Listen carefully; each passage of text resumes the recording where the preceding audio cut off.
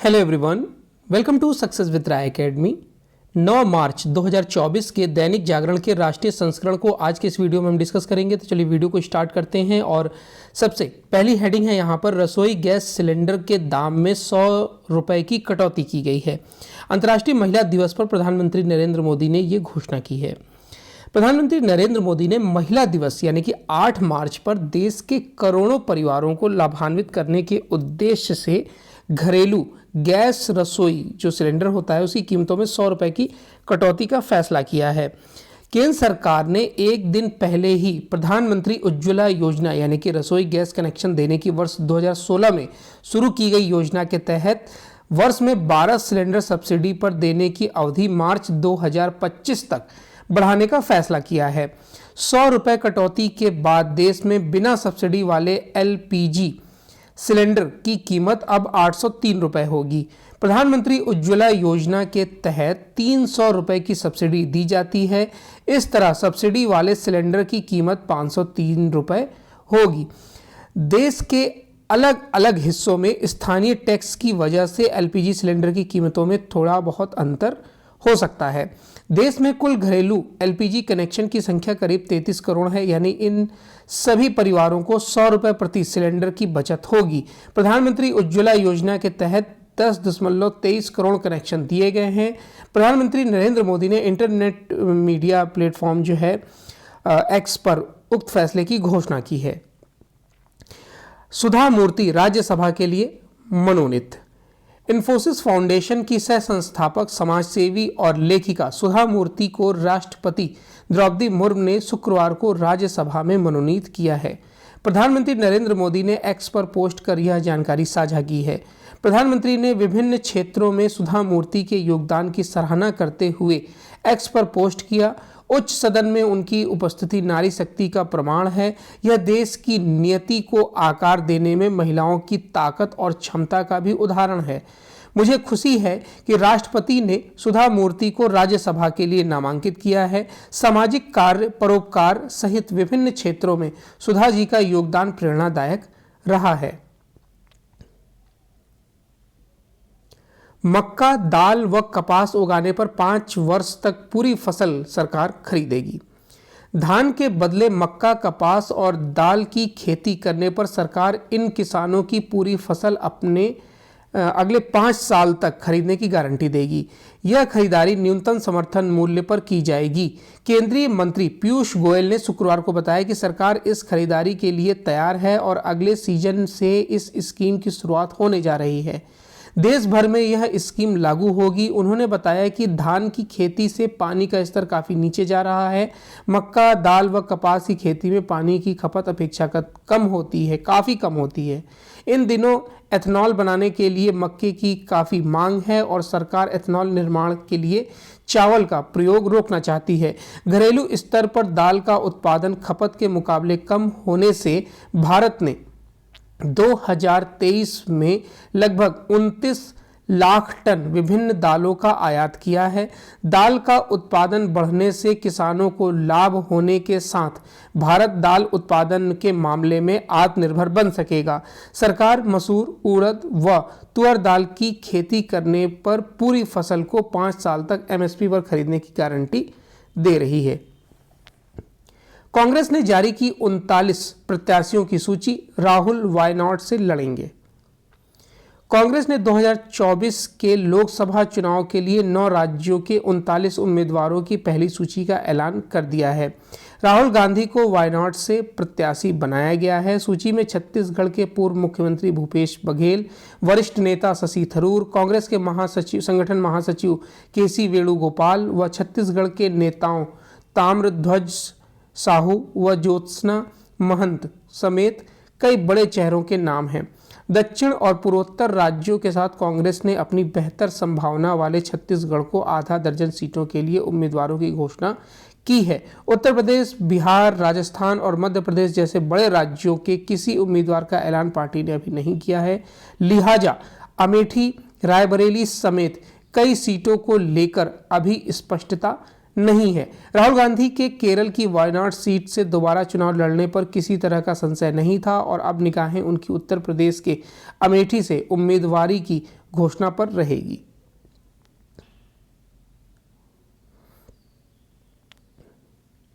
देश की संस्कृति, विरासत और परंपराओं से दुनिया को कराएं अवगत। प्रधानमंत्री नरेंद्र मोदी ने इंटरनेट मीडिया के कंटेंट क्रिएटर को नेशनल क्रिएटर अवार्ड से सम्मानित करने की नई विधा शुरू की है। उन्होंने विभिन्न प्रकार की विषय सामग्री का सृजन करने वाले कंटेंट क्रिएटर्स से क्रिएट ऑन इंडिया मूवमेंट के जरिए भारत की सांस्कृतिक विरासत और परंपराओं पर विश्व से कहानियों को साझा करने का आग्रह किया है। साथ ही चुनावी माहौल पर चुटकी लेते हुए अपनी वापसी की गारंटी दी और चुनाव में विपक्ष के साफ होने जाने का तंज भी कसा है। प्रधानमंत्री नरेंद्र मोदी ने दिल्ली स्थित भारत मंडपम में शुक्रवार को 2 यूट्यूबर्स और इन्फ्लुएंसर्स के 20 श्रेणियों में उल्लेखनीय योगदान को सम्मानित करते हुए प्रधानमंत्री ने स्वच्छता अभियान पर कहा कि ये हर प्रकार की सफाई में काम आ सकता है। इस चुनाव में भी सफाई होने वाली है। उन्होंने मल्हार कलाम्बे को स्वच्छ भारत एम्बेसडर से सम्मानित करते हुए विपक्ष पर निशाना साधा तो सभागार में मोदी मोदी के नारे लगे। उन्होंने कहा कि मैं आपको गारंटी देता हूं कि अगली शिवरात्रि पर कमोवेश किसी और तारीख पर मैं ऐसे ही एक कार्यक्रम को संबोधित कर रहा होऊंगा। सभागार में मौजूद लोगों के अब की बार 400 पार का नारा लगाने के बीच पीएम बोले कि यह मोदी की गारंटी नहीं बल्कि 140 करोड़ भारतीयों की गारंटी है। INDI गठबंधन को 7 सांसद देकर अपने बेटे को मजबूत करें, केजरीवाल। आम आदमी पार्टी ने लोकसभा चुनाव के लिए संसद में भी केजरीवाल तो दिल्ली होगी और खुशहाल कैंपेन शुक्रवार को लॉन्च कर दिया।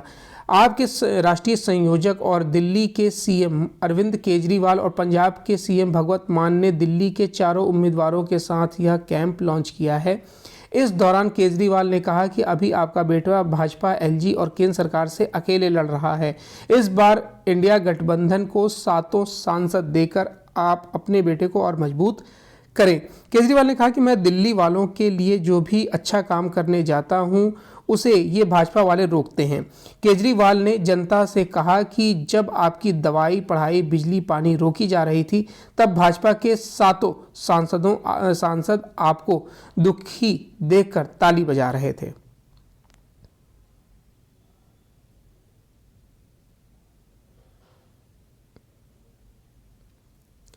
रूसी सेना से भारतीयों को स्वदेश लाने का बढ़ाया दबाव। अच्छी नौकरी का झांसा देकर रूस की सेना में भर्ती कराने वाले गिरोह के विरुद्ध देश के भीतर सीबीआई की तरफ से कार्रवाई तो शुरू हो गई है, पर इस बारे में भारत अपने पारंपरिक मित्र देश रूस पर लगातार दबाव बनाए हुए है। भारत एक तरफ तो दिल्ली में रूसी दूतावास के साथ इस मुद्दे को उठा रहा है तो दूसरी तरफ मॉस्को स्थित भारतीय दूतावास वहां के विदेश मंत्रालय से संपर्क में है। अभी तक कई भारतीयों को रूसी सेना से बाहर निकालने की सफलता भी मिली है। समस्या यह है कि विदेश मंत्रालय को इसकी पक्की सूचना नहीं है कि कितने भारतीय इस फर्जीवाड़े की वजह से रूस की सेना में फंसे हुए हैं। विदेश मंत्रालय के प्रवक्ता रणधीर जायसवाल ने कहा कि कई भारतीय नागरिकों को धोखे से रूस की सेना में काम करने के लिए ले जाने की सूचना मिली है। हमने इन भारतीयों की वापसी के लिए रूस सरकार के साथ बेहद कड़ाई से इस मुद्दे को उठाया है। लोगों को गलत सूचना देकर व नौकरी का लालच देकर ले जाने वाले एजेंटों व निर्लज तत्वों के विरुद्ध कठोर कार्रवाई की शुरुआत हो गई है। एक दिन पहले ही सीबीआई ने फर्जी तरीके से रूस की सेना के लिए भर्ती करने वाले गिरोह का पर्दाफाश किया है। इजराइल में सभी भारतीयों की सुरक्षा पर केंद्र दे रहा ध्यान।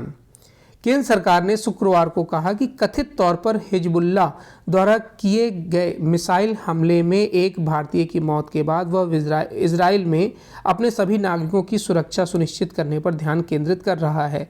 विदेश मंत्रालय के प्रवक्ता रणधीर जायसवाल ने साप्ताहिक पत्रकार वार्ता में कहा कि इजराइल में हमारे 18,000 से अधिक पेशेवर हैं। उनकी सुरक्षा हमारे लिए प्रमुख चिंता का विषय है। केरल के रहने वाले पैट निविन मैक्सवेल 4 मार्च को मिसाइल हमले में मारे गए थे। मैक्सवेल की मृत्यु के बाद इजराइल स्थित भारतीयों, विशेष रूप से सीमावर्ती क्षेत्रों में काम करने वाले लोगों से सुरक्षित क्षेत्रों में जाने का आग्रह किया है। पीएम आवास योजना महिलाओं के सशक्तिकरण में गेम चेंजर, मोदी। प्रधानमंत्री नरेंद्र मोदी ने शुक्रवार को अंतर्राष्ट्रीय महिला दिवस के अवसर पर गरिमा और सशक्तिकरण सुनिश्चित करने में घर की भूमिका पर जोर दिया है। उन्होंने कहा कि पीएम आवास योजना महिलाओं के सशक्तिकरण के लिए गेम चेंजर हो रही है। प्रधानमंत्री मोदी ने एक्स पर एक पोस्ट में कहा कि एक घर गरिमा की नींव है, यहीं से सशक्तिकरण शुरू होता है और सपने उड़ान भरते हैं। प्रधानमंत्री ने अपने पोस्ट के साथ एक वीडियो में योजना के एक लाभार्थी की कहानी भी साझा की है। वीडियो में प्रधानमंत्री आवास योजना की लाभार्थी उर्मिला देवी बताती हैं कि जब कभी बारिश होती थी तो उनका कच्चा मकान टपकने लगता था और पक्के घर की सौगात जो उन्हें मिली है उससे उनकी तरक्की ही हुई है। ग्लोबल साउथ के 125 देश भारत पर करते हैं भरोसा, जयशंकर। ग्लोबल साउथ के नेतृत्व के सवाल पर विदेश मंत्री एस जयशंकर ने बड़ी बात कही है। उन्होंने कहा कि इस क्षेत्र के 125 देश भारत पर विश्वास करते हैं, जबकि चीन ने 2023 में उन 2 बैठकों में शामिल होना उचित नहीं समझा जिसमें भारत ने ग्लोबल साउथ देशों के हित में आयोजित किया था। ग्लोबल साउथ का अर्थ विश्व के दक्षिण भाग में स्थित विकासशील और गरीब देशों के समूह से है। भारत जापान संबंधों पर आयोजित निक्केई फोरम में जयशंकर ने कहा कि ग्लोबल साउथ के देशों की बहुत सारी समस्याएं समान प्रकृति की हैं। इसका एहसास कोविड महामारी के दौरान हुआ जब उनके लिए बचाव करने वाली वैक्सीन की किल्लत थी। उन देशों को G20 के एजेंडे का पता तब चला जब भारत अग्रणी देशों के इस समूह का अध्यक्ष बना। उन्होंने हमने गत वर्ष ग्लोबल साउथ पर 2 बैठकें की जिसमें कि अभावग्रस्त 125 देश भी बाकी के विश्व से जुड़ सकें। इस समूह में ज़्यादातर देश एशिया और अफ्रीकी महाद्वीप के हैं। भारत की अध्यक्षता में अफ्रीकन यूनियन में शामिल देशों को G20 सदस्यता मिली है।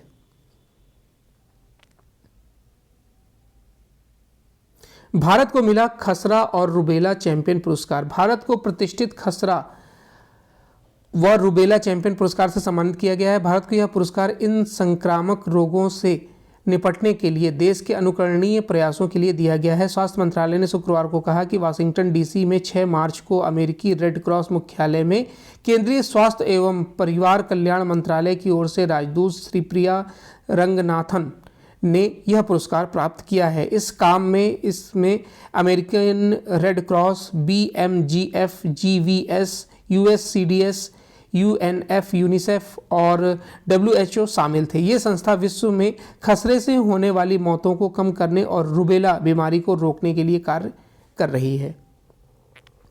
साइबर स्पेस व लेबोरेटरी की सुरक्षा जरूरी, मुर्मू। राष्ट्रपति द्रौपदी मुर्मू ने कहा है कि जल थल नभ की रक्षा महत्वपूर्ण होने के साथ साइबर स्पेस व लेबोरेटरी की सुरक्षा भी बेहद जरूरी है। भारतीय वायुसेना न केवल देश के एयर स्पेस की सुरक्षा कर रही है बल्कि स्पेस कार्यक्रम में भी अपना अहम योगदान दे रही है। शुक्रवार को यहां हिडन एयरबेस पर आयोजित प्रेसिडेंट्स स्टैंडर्ड्स एंड कलर्स सम्मान कार्यक्रम में राष्ट्रपति मुर्मू ने वायुसेना की 4 यूनिट को एक साथ स्टैंडर्ड और कलर्स सम्मान प्रदान किया है।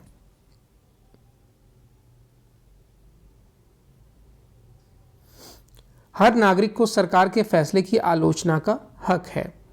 जम्मू कश्मीर के अनुच्छेद 370 हटाने की आलोचना करने और पाकिस्तान के स्वाधीनता दिवस पर उसके नागरिकों को बधाई देने के आरोपित एक प्रोफेसर के विरुद्ध बॉम्बे हाई कोर्ट के आदेश को सुप्रीम कोर्ट ने खारिज कर दिया है। शीर्ष अदालत ने कहा कि समय आ गया है कि पुलिस तंत्र को भाषण और अभिव्यक्ति की स्वतंत्रता की अवधारणा के बारे में जागरूकता और शिक्षित किया जाए।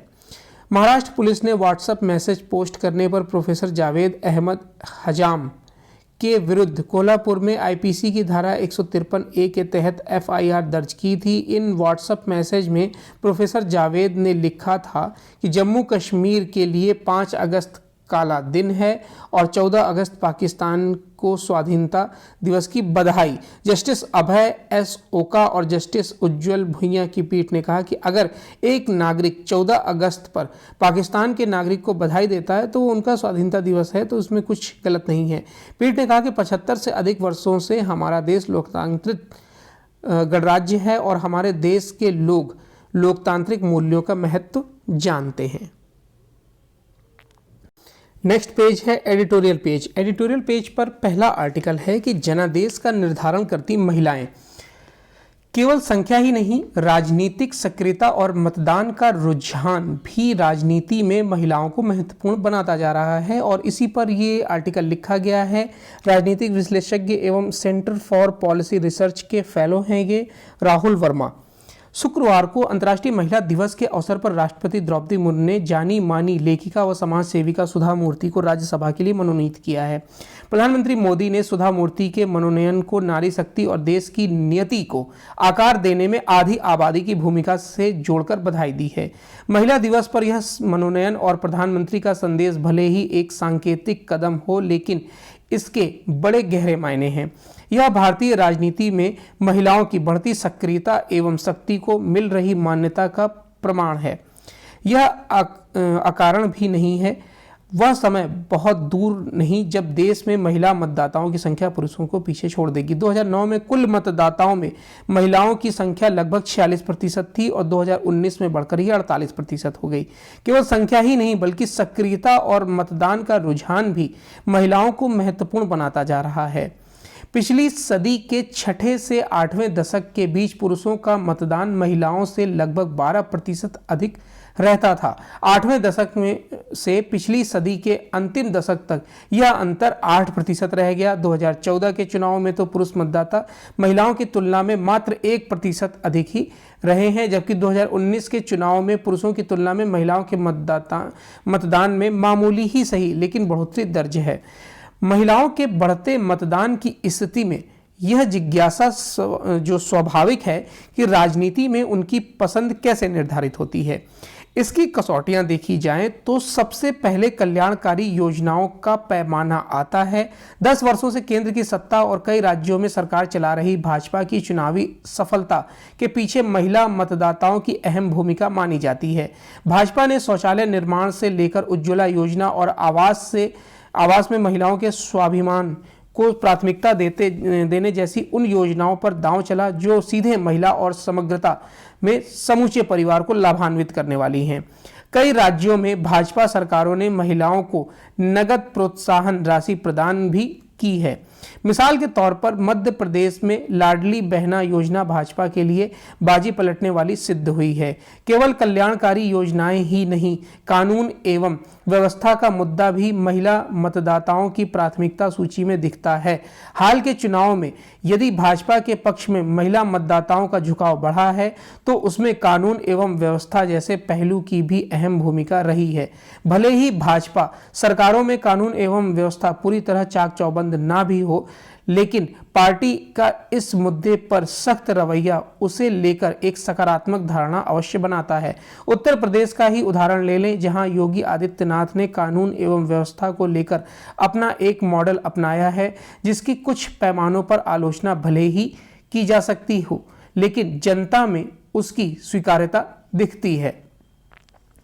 जब नितिन गडकरी भाजपा के अध्यक्ष बने थे तब उन्होंने संगठित पदों पर 1/3 महिलाओं को स्थान देने की बात कही थी। समय के साथ भाजपा में महिला कार्यकर्ताओं की संख्या बढ़ती ही जा रही है तो महिलाओं से जुड़ी इकाइयों को और समृद्ध बनाया जा रहा है। संसद के नए भवन के उद्घाटन सत्र में पहला एजेंडा भी विधायी संस्थाओं में महिलाओं को 1/3 प्रतिनिधित्व देने से जुड़ी पहल का रहा है। इसमें महिलाओं को भले ही लोकसभा एवं विधानसभा में तत्काल उतना प्रतिनिधित्व न मिले, पर संदेश अवश्य गया कि भाजपा इस वादे को लेकर ठोस इरादा रखती है।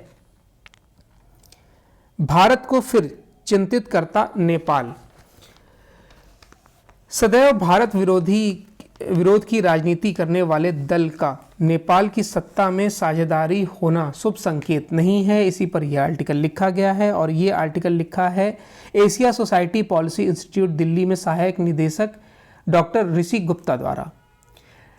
नेपाल में तीसरी बार वाम गठबंधन वाली सरकार की वापसी हुई है। सत्तारूढ़ नेपाल कम्युनिस्ट पार्टी और नेपाली कांग्रेस के बीच विवादों के कारण प्रधानमंत्री पुष्पकमल दहल प्रचंड ने गठबंधन से अलग होकर अपने कट्टर प्रतिद्वंदी रहे केपी शर्मा ओली के नेतृत्व वाली नेपाल कम्युनिस्ट पार्टी के साथ वापसी की है। यह तीसरी बार है जब नेपाल के दो प्रमुख वाम दलों ने गठबंधन वाली सरकार बनाई है। प्रधानमंत्री प्रचंड और केपी ओली के बीच हुए 8 सूत्री समझौतों में अन्य दो दल भी साथ आए हैं।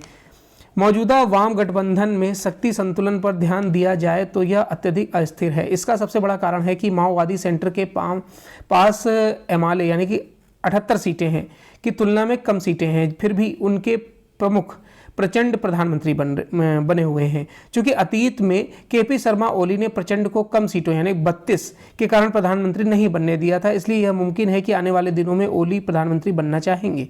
यह भी संभव है कि इसके लिए उनकी पार्टी सबसे अधिक सीटों यानी कि 88 वाली नेपाली कांग्रेस के साथ हाथ मिला ले।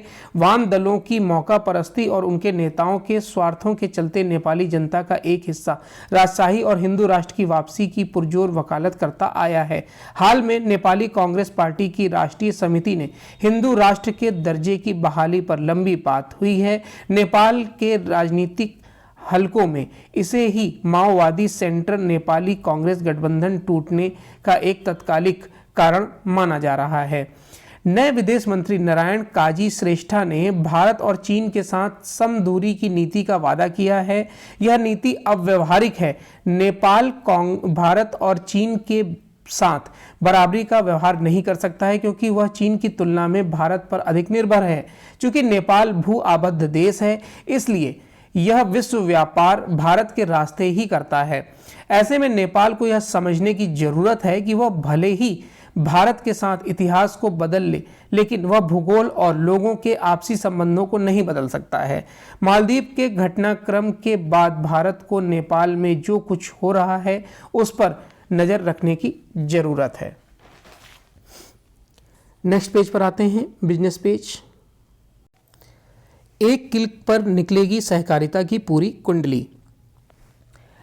हजारों लोगों के 2 वर्षों के कठिन एवं लगातार परिश्रम के बाद सहकारिता क्षेत्र की गतिविधियों की सारी जानकारियों के लिए डिजिटल आधारित डाटाबेस तैयार किया गया है। इसके माध्यम से सहकारिता क्षेत्र की पूरी सूचना एक गतिविधियां यानी कि एक क्लिक पर ही आसानी से मिल जाएगी। केंद्रीय गृह एवं सहकारिता मंत्री अमित शाह ने शुक्रवार को दिल्ली में राष्ट्रीय सहकारी डाटाबेस पोर्टल का लोकार्पण और राष्ट्रीय सहकारी डाटाबेस 2023 एक रिपोर्ट का विमोचन किया है। इस दौरान प्रधानमंत्री नरेंद्र मोदी की तारीफ करते हुए उन्होंने कहा कि वह साहसिक फैसले लेते हैं और उन्हें अंजाम तक भी पहुंचाते हैं। 20 मई से शुरू होगी 96,000 करोड़ रुपए की स्पेक्ट्रम नीलामी।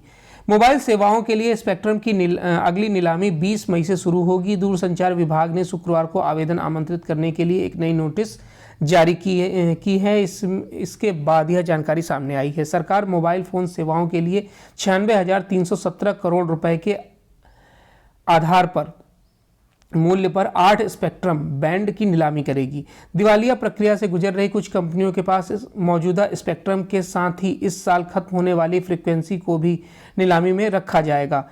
800 मेगाहर्ट्ज, 900, 1800, 2100, 2300, 2500, 3300 और 26 गीगाहर्ट्ज बैंड में उपलब्ध स्पेक्ट्रम नीलामी का हिस्सा होंगे। नीलामी के लिए रखे गए 10,523 मेगाहर्ट्ज स्पेक्ट्रम का मूल्य 96,317 करोड़ रुपए है।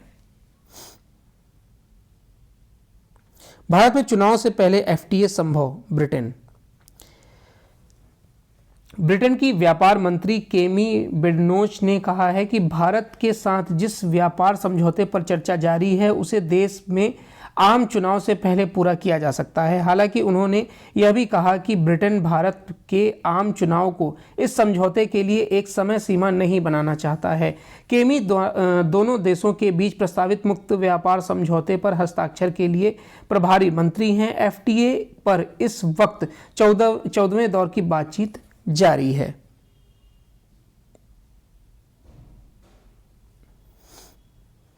आते हैं इंटरनेशनल पेज पर। G4 देशों की ओर से भारत ने पेश किया यूएनएससी में सुधार का मॉडल। भारत संयुक्त राष्ट्र सुरक्षा परिषद में सुधार की मांग लगातार उठाता रहा है। अब उसने G4 देशों की ओर से सुरक्षा परिषद में सुधार का विस्तार मॉडल प्रस्तुत किया है। इसमें स्थायी सदस्यों के साथ अस्थायी सदस्यों की संख्या बढ़ाकर परिषद को अधिक लोकतांत्रिक व समावेशी बनाने की सिफारिश की गई है। साथ ही वीटो के प्रयोग में लचीलेपन की जरूरत बताई है। संयुक्त राष्ट्र में भारत की स्थायी प्रतिनिधि रुचिरा कंबोज ने शुक्रवार को environmental negotiations on security council reform में भाग लेते हुए कहा कि यूएन अगले वर्ष अपना 80वां वर्षगांठ मनाने जा रहा है। ऐसे में काफी समय से लंबित विषय पर ठोस प्रगति मील का पत्थर साबित होगी।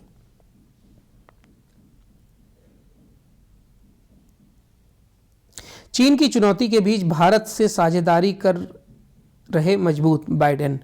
अमेरिका के राष्ट्रपति जो बाइडेन ने कहा है कि चीन की चुनौतियों के बीच उनके देश ने भारत, ऑस्ट्रेलिया और जापान जैसे साझेदार देशों के साथ संबंध मजबूत किए हैं। कहा कि चीन अनुचित आर्थिक गतिविधियों में लिप्त है और ताइवान जल डमरूस्थल की शांति के लिए खतरा बना हुआ है। उन्होंने कहा कि अमेरिका चीन से प्रतिस्पर्धा चाहता है, संघर्ष नहीं। अमेरिकी राष्ट्रपति बाइडेन गुरुवार को कांग्रेस के संयुक्त अधिवेशन में अपने कार्यकाल का अंतिम स्टेट ऑफ यूनियन संबोधन दे रहे थे।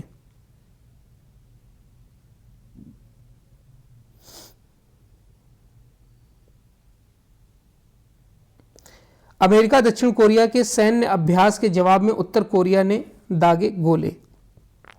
अमेरिका और दक्षिण कोरिया के संयुक्त सैन्य अभ्यास के जवाब में उत्तर कोरिया ने अपने तोपखाने की ताकत दिखाई है।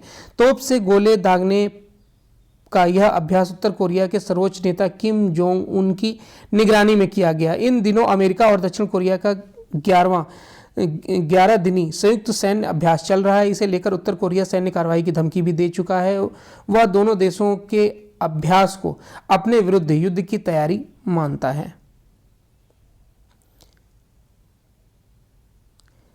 तो ये आज का 9 मार्च 2024 का दैनिक जागरण का राष्ट्रीय संस्करण था। आई होप आपको वीडियो अच्छा लगा होगा। अगर वीडियो अच्छा लगा हो तो लाइक और शेयर कर दीजिएगा। वीडियो देखने के लिए धन्यवाद।